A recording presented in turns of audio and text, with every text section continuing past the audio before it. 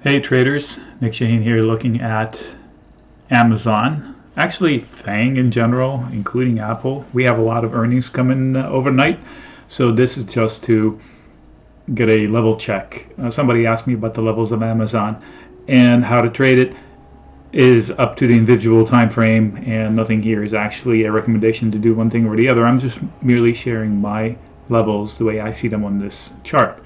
So looks like the easy thing to say is that the bulls are in charge of the chart. This is a daily, and they're buying every dip basically. We have set a bunch of lower highs and higher lows, so it's coming into a point. You can see it. So shit's gonna happen, and earnings are as good a reason to do it as ever. So my opinion of Amazon, big fan. Down here was saying it was going to be 2200, 2300, got laughed at. I remember saying buy the dip to 800 on earnings a couple years ago. So I'm a big fan of what the company does. I don't like to chase stocks blindly. I prefer selling puts into fear. So on these moves, I'll be a seller going long, seller of puts with bullish Amazon. This is my style of trading. People say it's expensive. I tell you, this is the cheapest of all the big guys, including Apple. I know it's hard for you to swallow this pill, but I'll tell you, I'll prove it to you. This number is what matters for Amazon, the price to sales. That's the hope that the investor has for the stock. So its stock price is only barely above 5 times its full year sales. You're saying, oh, 5 times. It's almost 7 for Apple, if not more. It's double for Facebook. It's 20 times for Zoom. Zoom is 20 times more expensive than Amazon. You're saying, but the PE is 140. Who gives a flippin' fart about the PE when they're turning 30-35% yearly growth? A growth company, you don't judge it by profitability, which is the PE, earnings, profitability. You look at the top, what are they doing in the sales? They're spending a lot to grow a lot. That's why when you're looking at a growth company, I don't judge it by its profitability. If there's a startup out there, you don't ask them how much profit are you making. You're saying what are your sales and how much are they going to grow for next year. Watch Shark Tank. They'll speak it. They don't say are you profitable at first. They'll say what are your sales. And then if there's profit, that's even gravy. And there is. And the thing is, they can turn this wick down on a drop of the hat. You can't make up sales. You can't just invent sales. They have the sales. All they have to do is just stop spending, and then boom. So the makeup of the stock is still a growth stock and a startup. They start into new businesses all the time. AWS was a startup not too long ago, and that's Amazon. So it's cheap, cheaper than Apple, if you consider growth company to growth company. If you say Apple is not a growth company, then you're admitting to something else. Then don't compare it to Apple and say it's expensive. Compare it to Facebook or Zoom or Shopify. So this one grows 30-35% a year.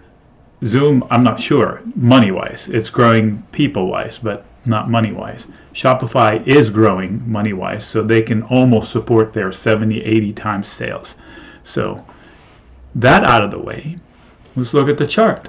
There's a pivot line around 2900. It's a clear support zone that they're trying to hold. If they lose it, I expect buyers there. So if they have a tizzy tomorrow down to 2900, as a trade, it is a buyable because that's the behavior they've been doing. They will buy the dip, and that's a zone where they will start buying the dip. It can be as low as 2800 and 2900. So it's going to be a whoosh. It's not going to be surgical. You're going to have to suck it up and do it if you want to participate.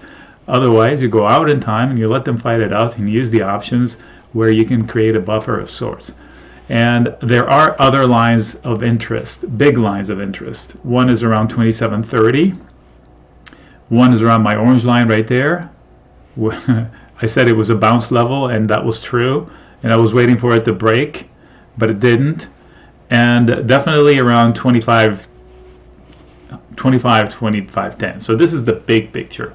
But we all know that the stuff is happening at a smaller time frame. So I'm going to zoom in to maybe a 2-hour chart. And now we can see the more minute levels. I'm going to put my drawings, which I just did for the gang that get my emails every day.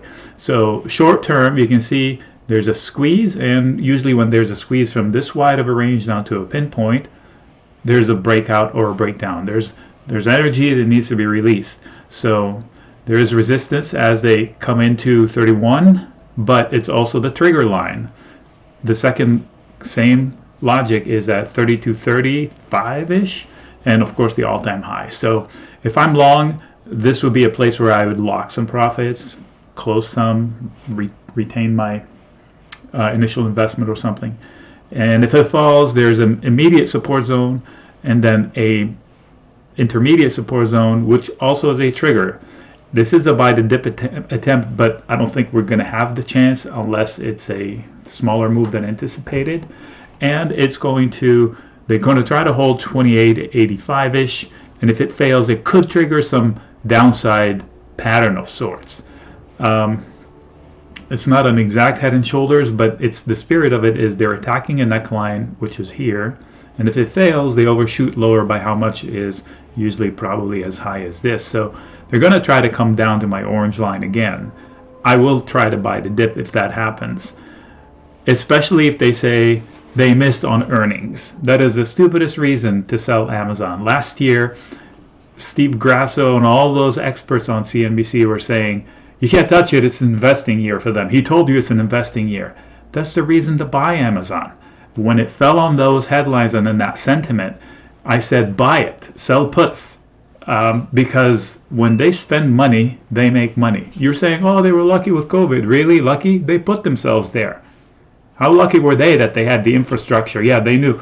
They were so lucky they prepped for COVID for 10 years. But the infrastructure for delivery, all kinds of stuff, all kinds of venues and all kinds of they adjusted. They hired 200,000 people to make the deliveries happen and all of this. So there's no luck. They made their own luck. And that's not going to change. People that use Amazon for the first time, they're going to continue using Amazon. How many do they have? 100 million signups, maybe more on Prime? How much is it a month? 10? You do the math. That's a shit ton of cash flow every month for them to do whatever the hell they want and get it done. So long term, the thesis is buy the dip.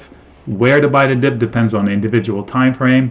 The levels, here they are short term. Long term, we spoke about them. So what's this orange line right here? If you don't know volume profile, I'll leave you with this to do. Go study volume profile. If you don't know, reach out for me. It's simple concept. I don't trade without it. It just tells you when they say price is truth, that's what they're talking about. Forget about these volume bars down here. Garbage. You need volume bars you can use, and that's what this orange thing is here. All right, Nick signing out.